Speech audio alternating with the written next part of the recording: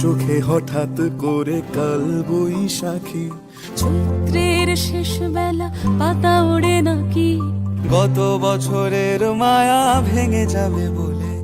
রাজপথ ভেসে গেছে অচেনা কাজলে, দু চোখে হঠাৎ করে কাল বৈশাখী,